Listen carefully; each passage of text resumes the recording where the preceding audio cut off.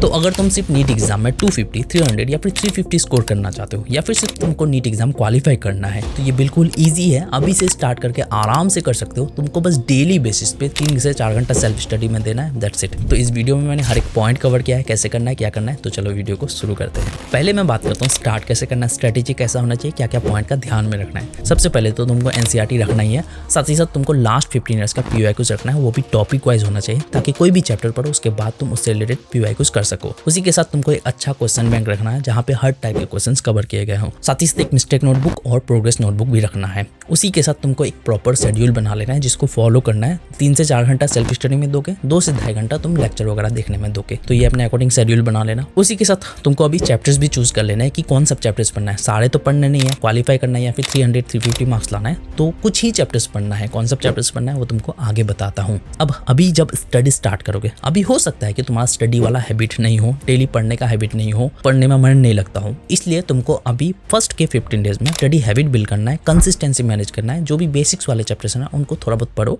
और उसी के साथ तुमको डेली स्टडी आवर को धीरे धीरे बढ़ाने की कोशिश करना है। अब जैसे ही 15 दिन ये कर लेते हो, 15 दिन के बाद तुम डेली वीकली टारगेट सेट करके स्टडी करोगे और ये तुमको अप्रैल महीने तक करना है और लास्ट के 1 महीने तुमको रिवीजन और मिस्टेक सुधारना भी फोकस करना है। जब भी तुम अपना टारगेट चूज करोगे, मंथली टारगेट सेट कर रहे हो, तुमको बैलेंस करके चैप्टर्स चूज करना है। एक लॉन्ग टाइप का होना चाहिए, टफ टाइप का, एक शॉर्ट एंड ईजी टाइप का चैप्टर होना चाहिए ताकि बैलेंस बना रहे। पूरे वीक में जितने भी चैप्टर्स करना है वो अपने अकॉर्डिंग देख लोगे और स्टार्टिंग में तुमको ट्राई करना है कि जितने भी हाई वेटेज टाइप के चैप्टर्स हैं या फिर टफ टाइप के चैप्टर्स हैं उन सबको स्टार्ट में ही कंप्लीट कर लो, ज्यादा बेटर रहेगा ताकि बाद में जाके प्रेशर ना रहे। उसी के साथ तुम वीकली बेसिस पे जो भी टारगेट सेट किए हो उसको कंप्लीट कर पा रहे हो कि नहीं वो तुमको नोट करना है। कहाँ गलती कर रहे हो, क्यों कंप्लीट नहीं कर पा रहे हो, जो भी मिस्टेक कर रहे हो उन सब मिस्टेक्स को लिखना है, उन सब मिस्टेक्स को सुधारना है। सेम गलती दोबारा नहीं होना चाहिए, ये भी बात का ध्यान में रखना है। और पूरे वीक में कितना पढ़े, प्रोग्रेस कर रहे हो कि नहीं वो भी नोट करना जरूरी है। लास्ट के महीने में तुमको पूरा रिवीजन करना है, सिली मिस्टेक्स को अवॉइड करना है। अब बात करता हूँ तुम्हारा सब्जेक्ट वाइज अप्रोच कैसा रहना चाहिए। सबसे पहले तो बायोलॉजी की बात करो तो बायोलॉजी में तुमको टारगेट रखना है 250 से लेकर 300 मार्क्स लाने की, जो कि एक्चुअली ला सकते हो। इजी टाइप का ही है, कोई दिक्कत नहीं है, जल्दी से जल्दी कर सकते हो। कैसे करना है बायोलॉजी के लिए मैंने स्टेप बाय स्टेप वीडियो बना रखा है। 300 मार्क्स, 350 मार्क्स कैसे ला सकते हो उस वीडियो को देख लेना, जरूर कर सकते हो। अगर मैं चैप्टर्स या फिर यूनिट्स की बात करूँ तो ये सारे इजी टू मॉडरेट टाइप के यूनिट्स एंड चैप्टर्स हैं। इन सबको पहले करना है, पहले ही कर लोगे तो इससे आराम से 250 से लेकर 300 मार्क्स तक ला सकते हो। फिर बाकी वाले चैप्टर्स को कर सकते हो, बट 6 से 7 यूनिट अच्छे से कर लेना है। यहाँ पे जेनेटिक्स हो सकता है टाइम ले, बट जेनेटिक्स भी करना जरूरी है। ह्यूमन फिजियोलॉजी एंड जेनेटिक्स आगे चल के तो काम आएगा ही।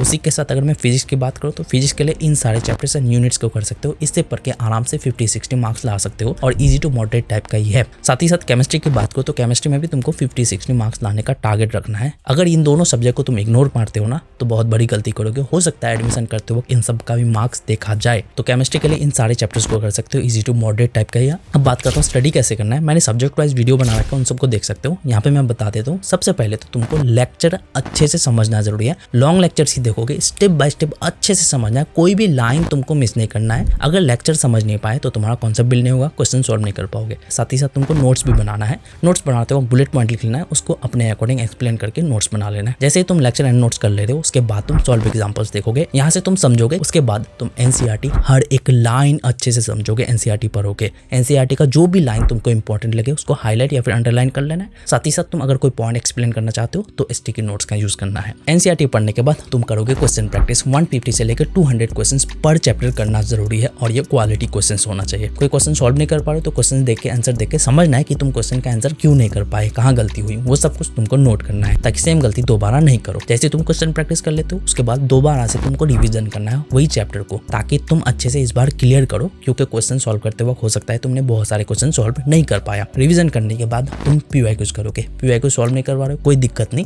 पीवाईक्यू से समझना है किस टाइप के पहले क्वेश्चंस आ चुके हैं इन सब चैप्टर से और तुम्हारा प्रिपरेशन लेवल कैसा होना चाहिए। अगर कोई क्वेश्चन सॉल्व नहीं कर पा रहे हो, क्वेश्चन का सॉल्यूशन देखो, आगे बढ़ जाओ। फिर उसके बाद तुम जो भी सिली मिस्टेक्स कर रहे हो उसको अवॉइड करना है। और उसी के साथ तुमको रिवीजन की बात करो तो डेली रिवीजन तो तुमको करना ही है, जो कि तुम शॉर्ट नोट्स के थ्रू कर सकते हो। रात को सोने से पहले 15 से 20 मिनट 30 मिनट देके रिवाइज कर लेना, ज्यादा जरूरी है। अगर भूल गए पहले वाला जो भी पढ़ चुके हो तो कोई फायदा नहीं है। साथ ही साथ तुमको वीकली बेसिस पे रिवीजन करना है, जो भी तुम पूरे वीक में पढ़े उसको रिवाइज करोगे। और 15 डेज या फिर 30 डेज के बाद तुमको मॉक टेस्ट भी अटेम्प्ट करना है। वीकली बेसिस पे तुम सेल्फ टेस्ट ले सकते हो कि पूरे वीक में मैंने ये चैप्टर पढ़ा, इन सब चैप्टर से रिलेटेड तुम कुछ क्वेश्चंस प्रैक्टिस करोगे, 200 क्वेश्चंस। इससे क्या होगा, तुम्हारा वीकली बेसिस पे रिवीजन भी हो रहा है, 15 डेज पे तुम मॉक टेस्ट भी दे रहे हो, अच्छे से प्रिपेयर हो पाओगे इसी के थ्रू। देखो पहले ही बता दूं, अभी से अगर अच्छे से नहीं करोगे तो बाद में जाके पछताओगे, बाद में जाके प्रेशर में आ जाओगे। इसलिए अभी से करो, step by step step follow करो, आराम से हो जाएगा क्वालिफाई। डेली बेसिस पे बस कुछ कुछ घंटा पढ़ना स्टार्ट कर दो। तो अगर तुम नीट क्रैक करना चाहते हो या फिर 550 प्लस स्कोर करना चाहते हो, इसके लिए मैंने ऑलरेडी वीडियोस बना रखे हैं, उन सब वीडियोस को जाके चेकआउट कर सकते हो। तो और भी वीडियोस आएगा, चैनल को सब्सक्राइब करके रख सकते हो। तो बस मिलते हैं नेक्स्ट वीडियो के साथ।